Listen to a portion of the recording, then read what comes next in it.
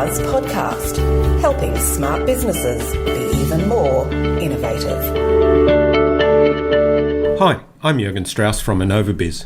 Welcome to episode number 43 of the InnovaBuzz podcast, designed to help smart businesses with an interest in innovation become even more innovative. In this episode, my guest is Holger Seim, co-founder and CEO of Blinkist. We talk about Blinkist's conception, their process for making the book summaries, and their model of holocracy, which they've modified and called Blinkracy. If you haven't taken a look at Blinkist, I suggest you give it a try.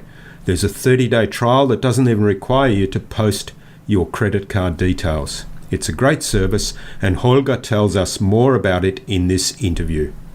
So let's get into the innovation hive and get the buzz from Holger Seim.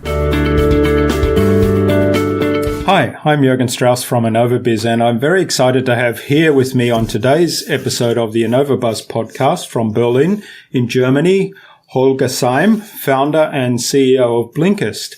Welcome, Holger. It's a privilege to have you on the InnovaBuzz podcast. Thanks, Jürgen. I'm really happy to be on your podcast. Thanks for having me. Really excited. Yeah, I've been a fan and user of Blinkist for about 2 years, and it's one of my favorite apps, but maybe you can tell us what it's about. Yeah, sure. Happy to do so.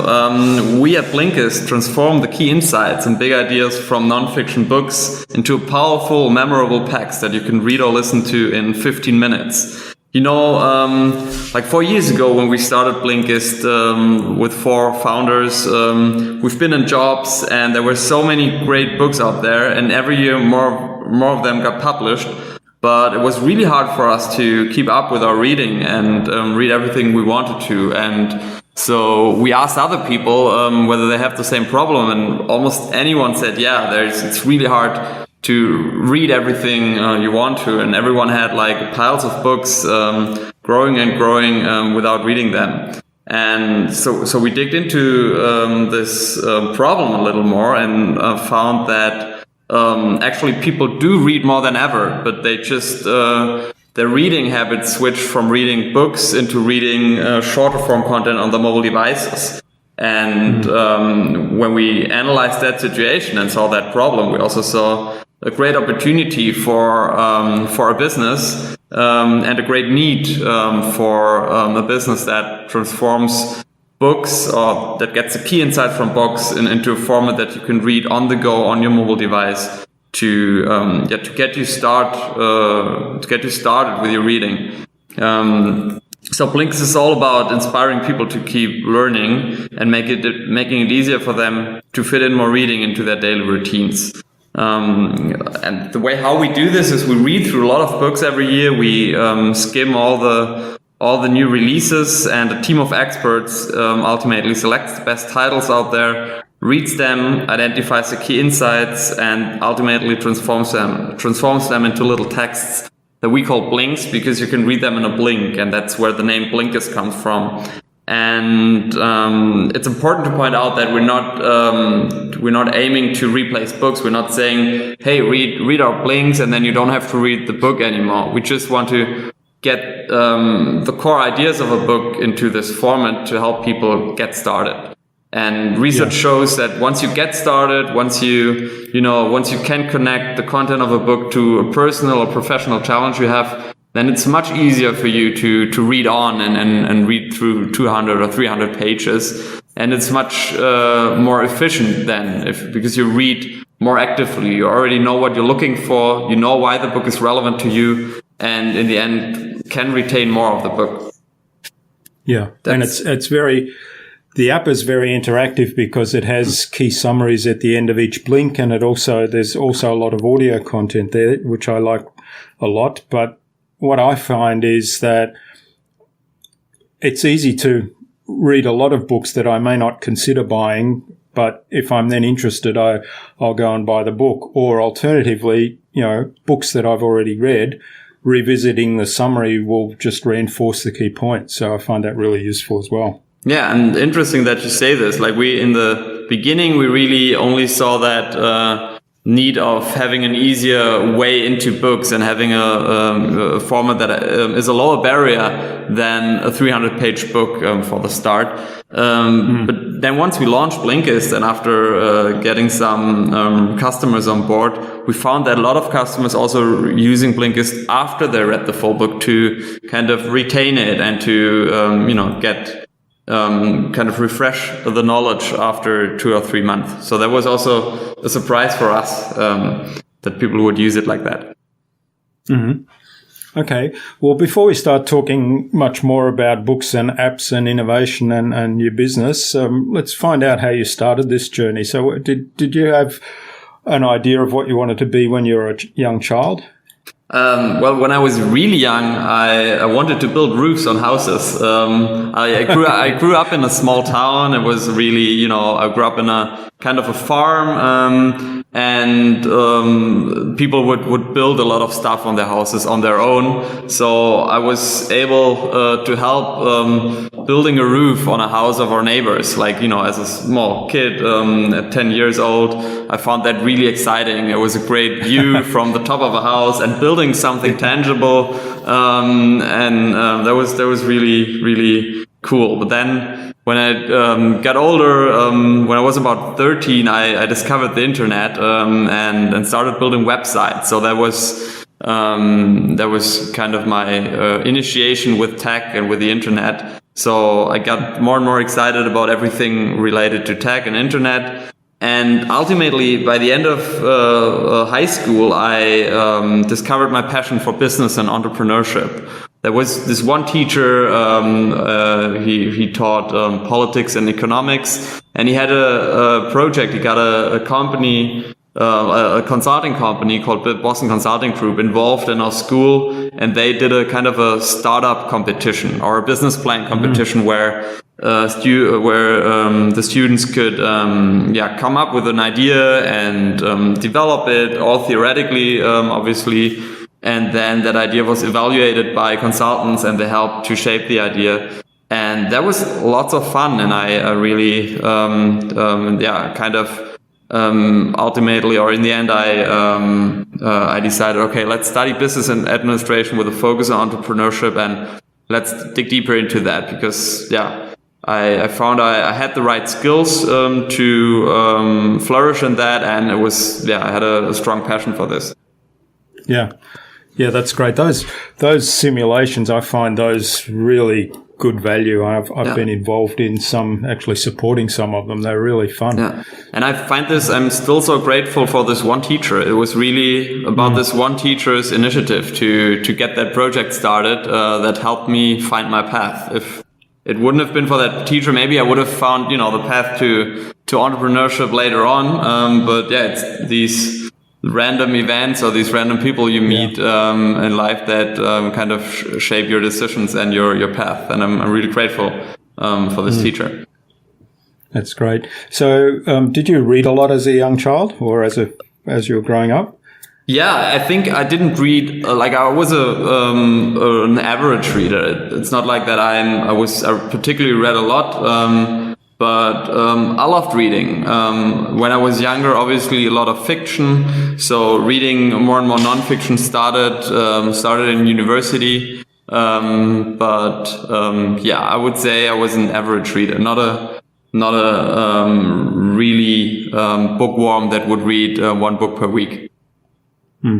So tell us how the idea for Blinkist was born then, because there were 4 of you that started that, right? Right, yeah. I mean, the 4 of us who started Blinkist, we've already started a business during university. We founded a student consultancy because we wanted to apply our knowledge in practice. So we kind of gathered people together of different disciplines and acquired companies to hire us for projects. Like, let's say, do a marketing strategy for a local brewery, or conduct a customer survey for the university to kind of improve their student-facing processes and stuff like that. And when we did this, we found that it was really a lot of fun to work together, that it was actually not that hard to start something and get people excited about it to join your cause. So after 2 years after founding that student consultancy, we reflected on that and said, hey, let's do this again, but on bigger scale after university. So and that started frequent meetings where we met and brainstormed ideas. We looked at problems we had or problems that we found out there, and discussed if we can, if we have the skills to start a business to solve those problems. And one of the problems we kind of discussed really frequently was a problem around books that, in particular about nonfiction books, that reading habits were changing quite fast. More and more people had smartphones and consumed a lot of information through smartphones and apps in particular. But the only innovation that had happened in the book industry was to bring the print books to digital devices, but not changing the format at all. And but initially that idea wasn't strong enough for us, so we started to work in regular companies. But then we kind of experienced that it got harder and harder to read books, and it was really sometimes really not satisfying to leave your job, after a 10-hour working day where you have learned a lot on the job. You just didn't have the energy anymore to read something off the job and kind of nurture your lifelong learning with topics beyond professional skills. And that was at some point so dissatisfying for us that we said, okay, maybe there is a strong opportunity. Maybe it's not only us thinking that books could be innovated somehow, but there is a strong need for helping people to read more and make it easier or have a lower barrier to start reading. And so eventually at the end of 2011, we came together again and revisited that problem and discussed it again and said, okay, the app ecosystem is now developed enough to and it's getting bigger and bigger, and there were already initial learning services like language learning that got big in the app stores. So we said, okay, maybe there is actually a huge market for this. And then we started to validating it by asking more people whether they have the same problem, by actually thinking about how could we, what could we make out of books that makes them readable and easier to start with on mobile devices, and how could everything look like. And by March or April in 2012, we had everything together and decided to quit our jobs, move to Berlin, pitch for funding and get started. So it's been 4.5 years. It's a pretty amazing journey then. A long time. When you, like back then we thought, okay, that's like in our first pitch for investors, we pitched that we would have millions of users after 2 years, and we're just reaching 1 million users right now, like in a couple of days. So it took a little longer. I guess most of the time it takes longer than you initially think, but it's been a great journey. Yeah. So even so, that's been pretty rapid growth. So what are some of the challenges you see in managing that sort of rapid growth and supporting it?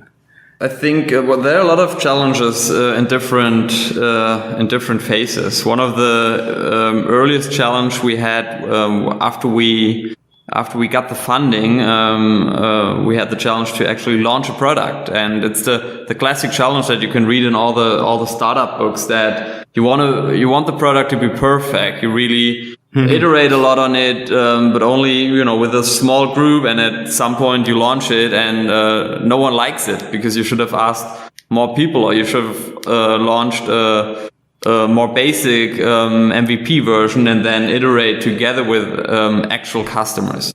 So and we did the same mistakes back then, and kind of iterated too much on our own before launching and before actually asking customers.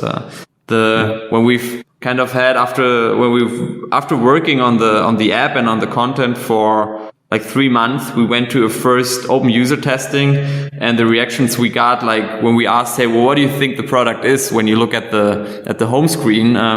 people answered that it looked like a video app. So that was a big fail, and we had to kind of redo the whole user experience and the whole visual design to make it look like a book app or an app for learning, for mobile learning. So that was one of the earliest challenges. Right now, I think in the last 6 months we raised the Series A in December last year and grew the team from 20 to 40 people within 6 months. And that brings completely new challenges right now. Because when you're 40 instead of 20 people as a company, obviously you can do much more. But in order to do more, you need to, have good processes, good systems in place. You need to ensure good communication, so everyone has transparency on what's going on. Everyone knows how their own work affects others. So everyone has kind of the right processes for communication are in place, and everyone can work in a focused and efficient way on their project. Even though the company does a lot of projects at the same time. So that's a completely new challenge.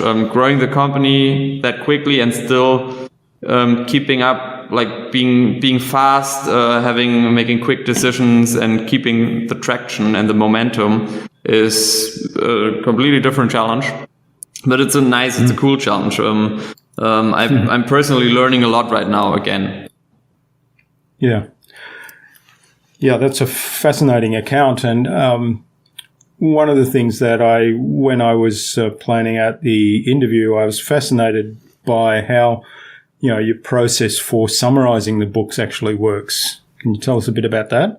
Yeah, sure. I mean, the first step starts with really selecting the book. So we get all the information out there that we can have. We look at reviews from journalists. We look at the new books that are presented to us by authors and publishers.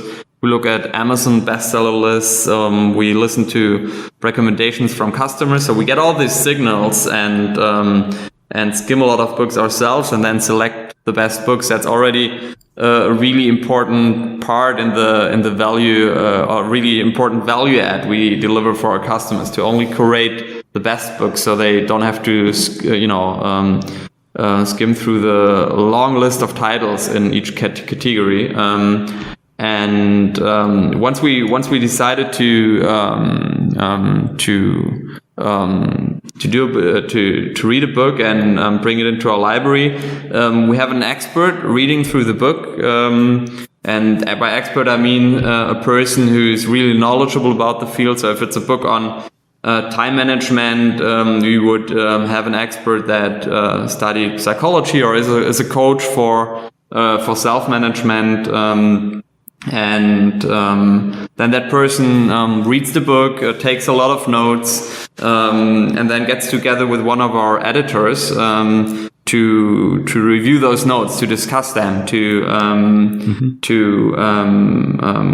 have a sparring partner that also skimmed through the book, and to have a sparring partner to do some logical checks, to discuss whether the structure of the blinks or the structure of the notes make sense, whether it's understandable for the reader, and whether it covers the key insight of the book and brings the message across that the author wanted to get across. And once that is done, then we kind of produce the final links that you can read, have that editor or that reader writing it into a nice text, and in the end do some copy editing and release the book in Blinks, to be specific. Yeah. And then some of them you have an audio version done. Correct. As well. Yeah. Like we started to offer audio versions in November 2014. So after being in business for 2 years, we launched an audio too, and our goal is by the end of the year to have every book that we have in text to have that in audio too. Which is yesterday we also launched audio versions in German, which is not as relevant for your listeners right now, but audio is really important for us, so we kind of trying to grow our audio library in English and German. to give readers and listeners the choice if they want to read or listen. That's great. I'll have to look for those audio versions in German to keep the language practice up. Okay. So, it's interesting because I remember back when I was in the corporate world, probably in the very early 1990s, I was subscribing to a thing called executive book summaries, and they were kind of a 6-page PDF of various business tools, and you could, for an extra cost, you could get CDs sent to you as well as the books. And then at some point in the mid-90s, I think it went to an email of a PDF and an email of an MP3, which was kind of, in the early days of the internet. But even those summaries were still not that easy to read, which, the Blink summary, the Blinks are really well put together. They're really easy to read. Even the heavy books, the Blinks are kind of quite easy to read and consume. Yeah. Thanks a lot. I appreciate hearing that a lot. Obviously we looked at those competitors, at those older web-based book summary services, and we knew them when we founded Blinkist. So we knew that there were already companies out there that tackled the problem that we're trying to solve. But we weren't satisfied either. And we thought, okay, with the rise of mobile devices and with the rise of apps in general, there is the business completely changes. You need to, think mobile first. You need to rethink the way how you produce the content, the way how the format looks like, the way how it's delivered, about the user experience and all that. So we saw a strong opportunity to just start from scratch and still have a good chance to compete with those older incumbents. Yeah, definitely having it on your phone, and with the audio version, it just means it's available everywhere. And I think I heard an interview of you saying, they're structured such that if you're standing in queue somewhere and waiting for something, that you can take those 2 or 3 minutes and just read a little bit of a book. Right. Yeah. The core of our format is a Blinks, and that can be read or listened to in 2 minutes. And one of those Blinks represents one key message, one key insight from the book. And then one book in Blinks, depending on how long the book is, contains around 10 Blinks. So you can split up a book, read two Blinks on your morning commute, then 3 waiting in line for lunch, and then the rest in the evening when you get home. So that's what makes it more suited for those mobile use cases. Yeah. So how many books are in the library now? Right now, 1,600. And as I said, not all of them are available as audio yet, but by the end of the year, we should be at around 2,000 books, and we should have almost all of them in audio available too. That'd be awesome. All right. So, I'm fascinated. Blinkist is a software as a service. So there's an annual subscription, right? And you also have a 30-day free trial where you don't even have to give your credit card, so you get to try it out for a whole month. What's your overall sales process and plan to grow the number of subscribers? I think as any other consumer company, we're trying to develop the classic marketing growth channels. We do marketing. We market our service through social media, especially Facebook. We are currently digging a lot into content marketing because we have a lot of content, and it makes sense to use that content for marketing too. So we have a digital magazine, which you can find at blinkist.com/magazine, where we release editions every 2 weeks. For example, we had an edition on productivity. We got David Allen as a contributor. We had an edition on sleep with Arianna Huffington as a featured guest. And around that edition, we also have a podcast that we recently launched. So there's also a Blinkist podcast.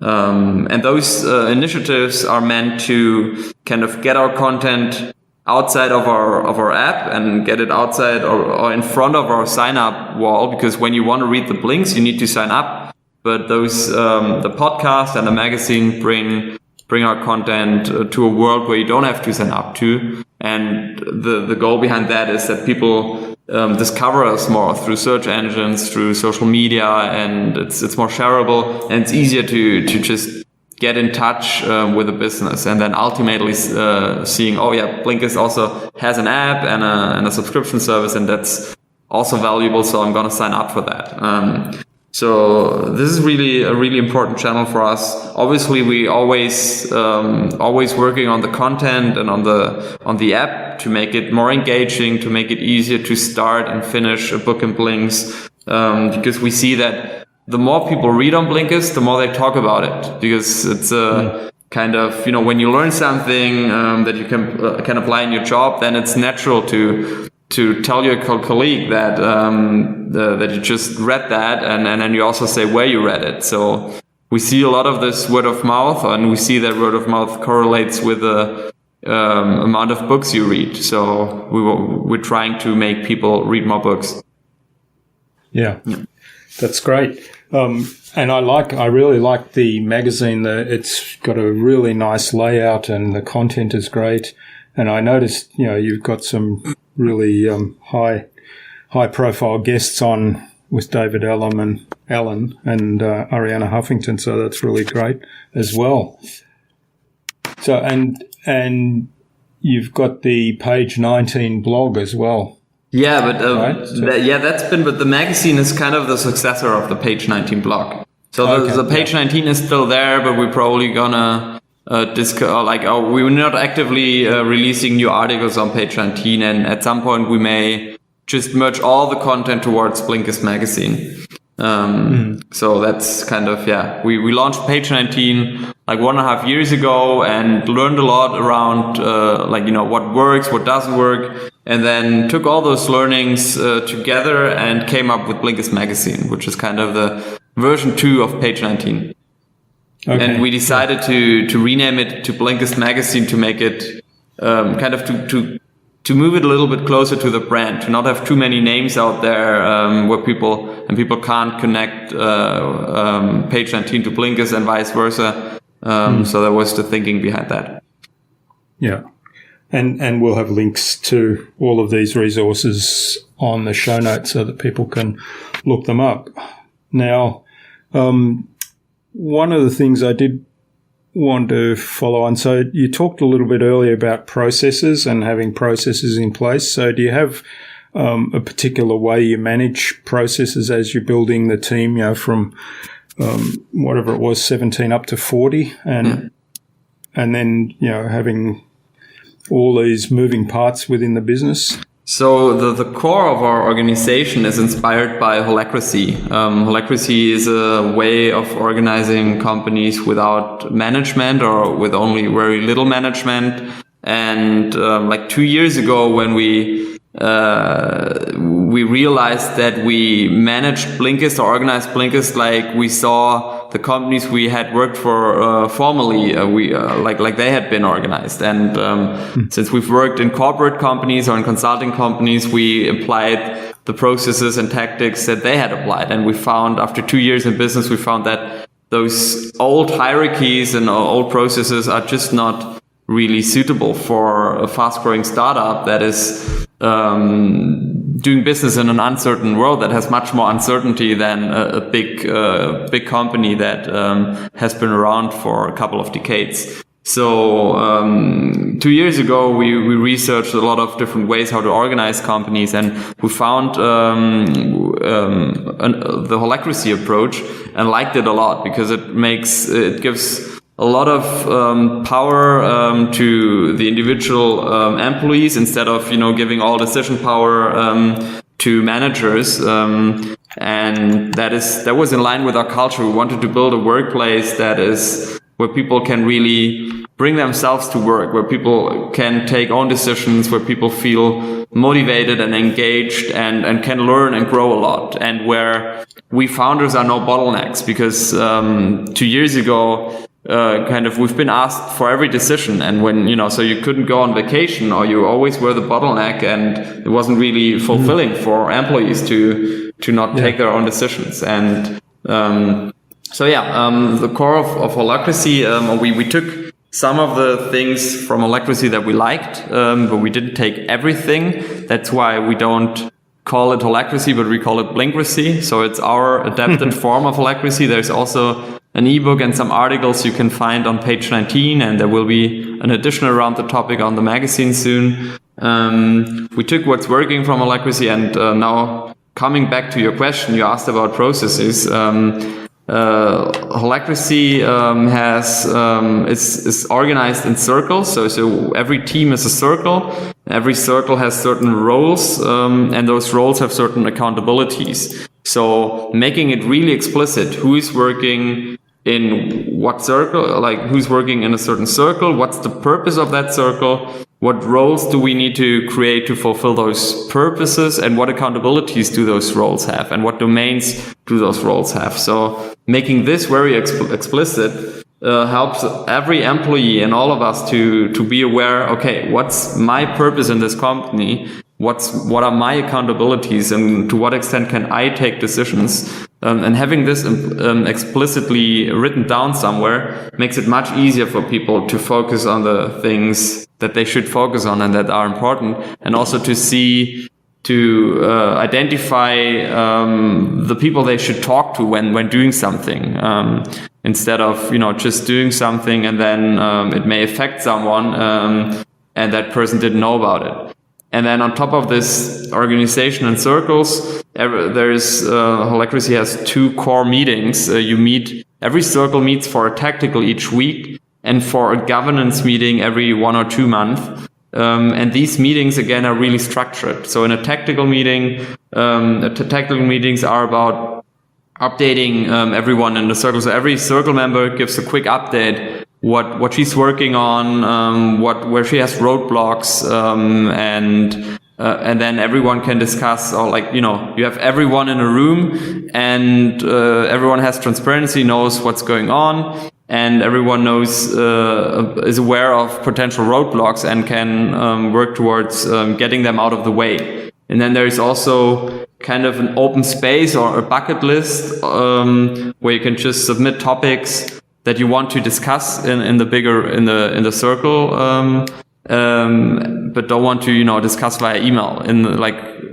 2 years ago, when I had an idea, I would write an email, and that would trigger a long email discussion, which is inefficient and not really, which is just inefficient. And nowadays, I can just put an agenda item into the tactical, and then have that discussed in 5 minutes and have that transformed into next actions or into a decision.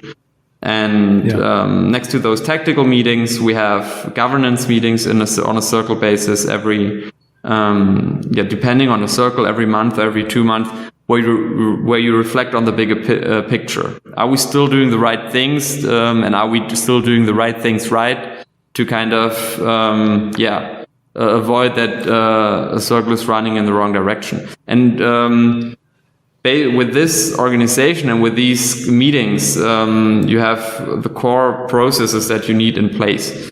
You make sure that everyone who needs to talk with each other frequently actually talks to each other. So you ensure transparency and flow of information.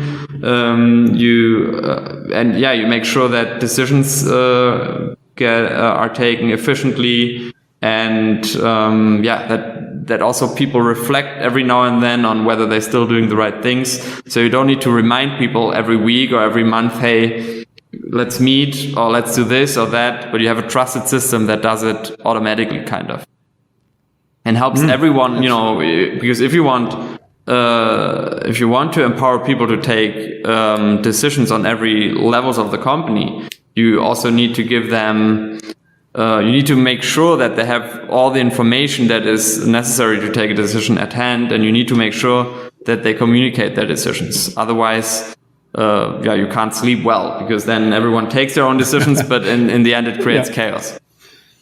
Yeah. Yeah, it's a really interesting model. I look forward to reading some more about that. So the governance meetings are kind of the higher level considerations. They're looking at, say, longer term goals or longer term strategies. Right. Yeah. Let's say the content marketing circle meets for governance, and the purpose of the content marketing circle is to grow the brand awareness for Blinkist and to grow the number of unique readers we have on our magazine and the unique listeners we have on our podcast. So if that would be the purpose of the content marketing circle, then you can fulfill that purpose on very different ways. You can say, okay, let's focus on a magazine. You can do stuff on social media. You can try to do guest posts on a lot of blogs, or be an interview partner for podcasts to raise awareness. You can try to close syndication partnerships with other magazines. So there's a lot of stuff you can do, and there are a lot of potential roles that should be energized by people. And the definition of this, how do we want to reach that goal? Do we want to have a magazine? Do we want to have a podcast? Which roles do we need to produce a podcast on a frequent basis? Do we want to does it make sense to produce a podcast weekly, bi-weekly, every month? All these questions are governance questions, because they kind of set the framework in which you then work. And in the tacticals aren't meant to do those bigger reflections. The tacticals are rather meant to really be efficient, quick meetings where everyone gives an update to ensure that information flows. Yeah. Okay, that's very clear in terms of the overall processes. So I really do look forward to reading some more detail about that. Thanks for sharing that. So in terms of innovation, then, what's one of the most innovative things you do in your business? We get more people to start reading again. Like, it doesn't sound innovative, but the effect it has is kind of innovative. We rethought how nonfiction books can be presented on mobile devices. In the end, the result looks quite trivial. It looks like, okay, these are 10 articles, so it's like the key messages of a book. Sometimes it doesn't sound that, it's not a technology that flies you to the moon, or not a new great algorithm that does some crazy stuff. But the effect it has on people's life and the result it has for its users is quite big. And we have a lot of huge fans who reach out to us every day and say that we really help them to read more. We gave them more food for thought, and made it easier for them to just keep learning. So there are a lot of probably inspired other people to be innovative as well. Yeah, because right. they've learned new things. Yeah. And the way we do this, there are a lot of little innovations. So, a new feature or a new user experience flow that makes it easier for people to discover something, tweaks in the content that make it easier for people to retain, or to kind of little cliffhangers here and there that make it easier to read on. It's a lot of little innovations that in the end have this great effect on our users' everyday life. All right, well, that's terrific, Holger. Thanks for that. I think we might move on to our innovation round, the Buzz. So that's designed to help our audience, who are primarily innovators and leaders in their field, with some tips from your experience. So I'm going to ask a series of 5 questions. Okay. And hopefully you'll give us some really insightful answers and inspire people to do something awesome. Perfect. Yeah. So looking forward. So what do you think is the number one thing anyone needs to do to be more innovative? I think everyone should surround themselves with other people and discuss their ideas. I think innovation really doesn't happen in one room where you think about things, but it happens through getting a lot of different perspectives, getting a lot of different opinions, and communicate. That's great. And I was giving a talk a couple of weeks ago and pulling together some advice from previous podcast guests. And one of the things I said was that innovation is a community thing. It's not an individual thing. So that's consistent with that thought. So what's the best thing you've done to develop new ideas? I think, as I probably also said in the founding story of Blinkist, the best thing for us has been to frequently talk about, to make time to talk about new ideas, to not just, it doesn't happen, or sometimes it happens randomly, but a lot of times you really need to make time and have say, okay, now let's have a one-day workshop and let's discuss about a certain problem that we want to solve or about a certain topic and come up with as many ideas as possible. So for us, coming up with the idea behind Blinkist, it was about meeting frequently, specifically to come up with new ideas. And I think that was, the best thing I've done to develop new ideas, to kind of be consistent, to not expect that you meet for 2 hours and then you have a great idea and everything is solved, but to rather acknowledge that sometimes it takes time, you can't force it, and that you just need to be consistent and gather people around you and meet frequently, and at some point eventually you'll come up with a great idea that leads to an innovation. And that's great. Than that, it's also like now said, you come up with a new idea that leads to a great innovation. I've learned in university that the idea is only the first step of an innovation. And that's really important. Like, there are so many ideas out there, and I think whenever I meet founders here in Berlin, there's no lack of ideas, but there is a lack of sometimes then taking this leap and taking the step to make taking action and really say, okay, let's get started. So getting started is also a really important thing for innovation. Just being bold and trying out an idea. I mean, failure is nothing bad. Being not being afraid of failure and just taking an action and doing something is really important. Yeah, that's a really good point, because ideas are just, everybody's got ideas in their head, but until they become action, they're not really much help to anybody else. Yeah.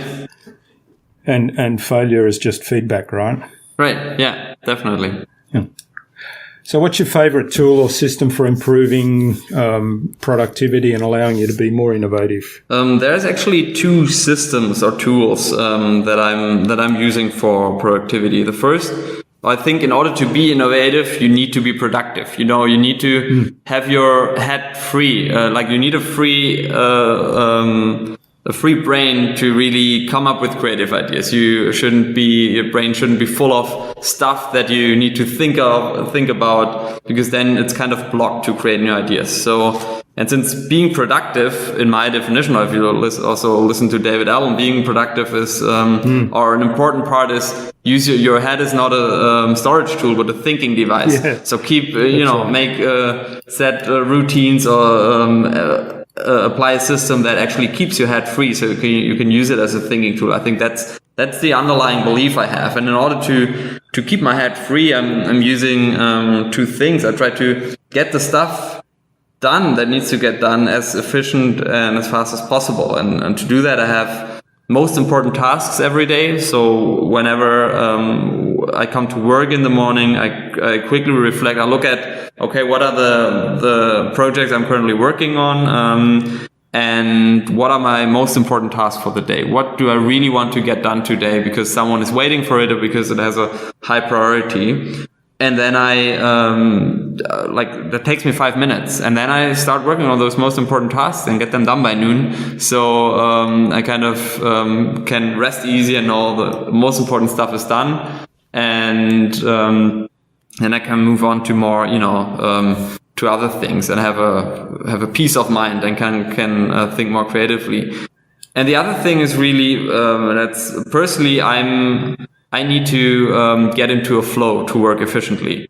Like when there's some things like doing emails where you can just jump back and forth and do that efficiently. But when I want to do actual work, like coming up with a new campaign idea or thinking about a way to organize certain meetings in a better and more efficient way, that needs focus. And in order to get focus and to get into a flow, it's really important for me to get rid of all distractions. So I guess I'm using a tool called Close Slack and all inboxes to work in a focused manner and get into a flow.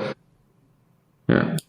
So these are less a tool or a system, but more like some practical things I'm doing.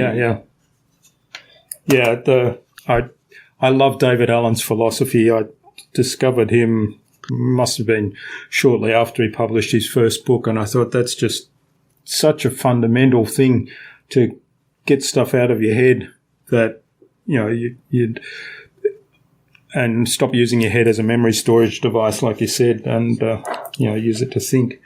Yeah. And the other one, and it may have come from David Allen, but it's kind of the idea of focus, turning off all these notifications. I remember, I don't know if you remember the Blackberries when they first came out. Yeah, I had one in my corporate job. Yeah, and a lot of the sales folks that I was working with, they had the BlackBerry when it first came out, and they were on the road. And all of them said, this thing's a real nuisance because it goes off all the time. We get all the emails and messages and it goes off all the time. And I said, why don't you just turn the notifications off? Yeah. So this, that's something that I can't remember when I did it, but when I set up a new computer, first thing I do, or a new phone, first thing I do is go and find all the notification settings and turn everything off. Yeah, that makes sense. Yeah.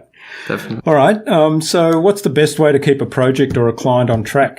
I'm a big fan, or we all at Blinkist are a big fan of Asana. Asana is a tool that helps us keep projects on track and collaborate. It's a space where you can organize a project's tasks, where you can get people's opinion, set yourself deadlines, and in general, always be aware of what are your next tasks and what are your daily goals. And having that system in place, having everyone at the company to use it, is helping us a lot to keep projects on track and organize them efficiently.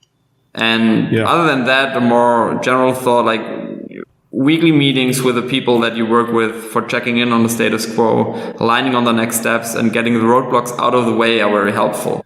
So instead of having these long email discussions, writing an email for everything to everyone, rather make a space, make a weekly meeting. It's kind of a trusted system for organization. You have your Asana, you can use it as a trusted system for yourself, where you can offload stuff and keep track of everything important. And then you also have a trusted system on a team basis that is a weekly meeting where you can put all the stuff in your that you need to discuss into a backlog, and then it's going to process efficiently in that meeting.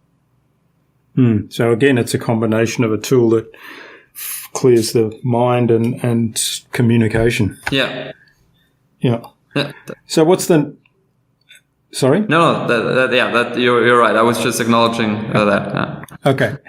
So what's the number one thing anyone can do to differentiate themselves? I think, there's no one thing. There are a lot of things. I mean, a lot of people have different skills. You should know what you're good at and then be good at it and be better at it than anyone else to differentiate yourself. For me, it's getting things done. I think one of my skills is to really organize projects and initiatives in a way that they get done efficiently, and I get my stuff done really efficiently and really reliably. And I think also that comes from the belief that there are a lot of ideas, but only a few that take action and get stuff done. So just being, not only talking, but also getting stuff out and staying ahead of competition in whatever you do. Yeah, great advice. So know what you're good at and be better at that than anyone else, and then take action. There's also a good book about that from Cal Newport, and you may have guessed we have the links on that book. It's called So Good They Can't. It's called So Good They Can't Ignore You.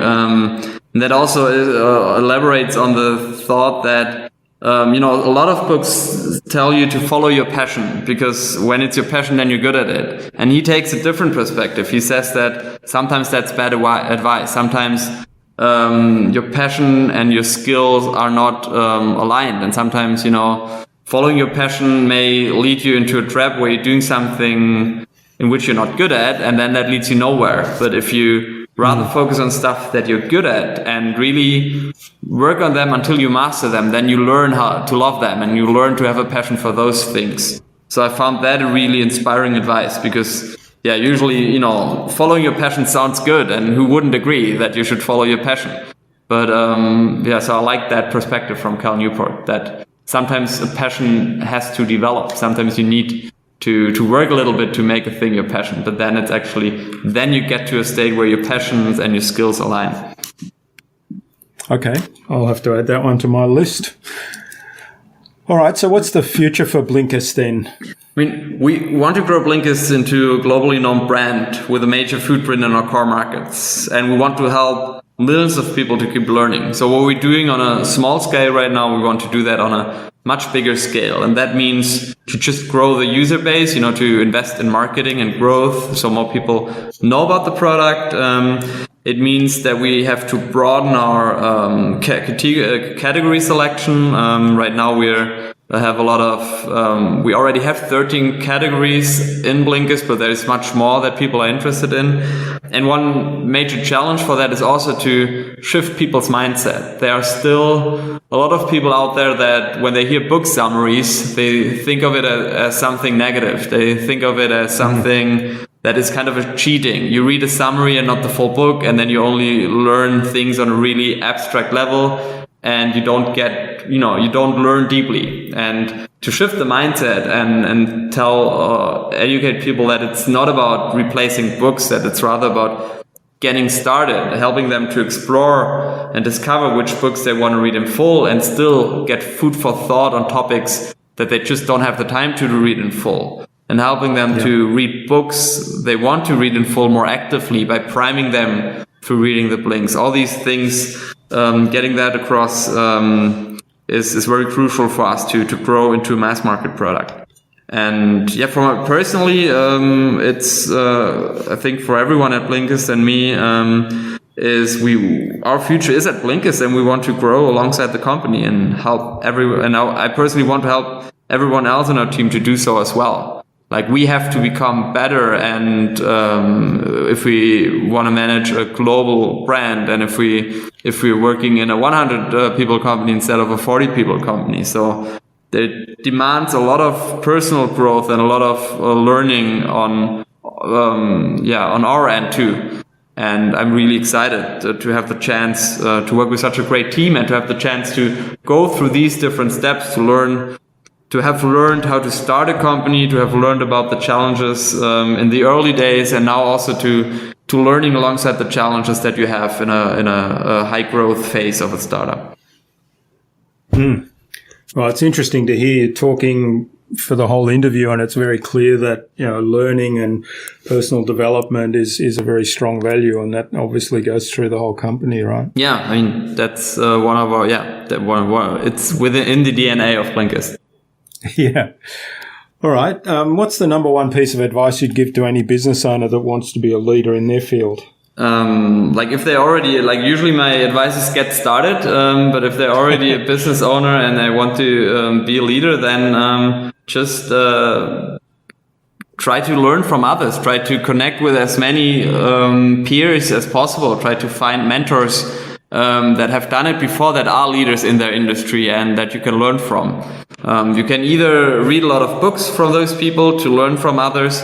I personally find it even more inspiring and more fruitful if you kind of, talk to the people themselves, try to connect with them, and try to find yourself one or two mentors.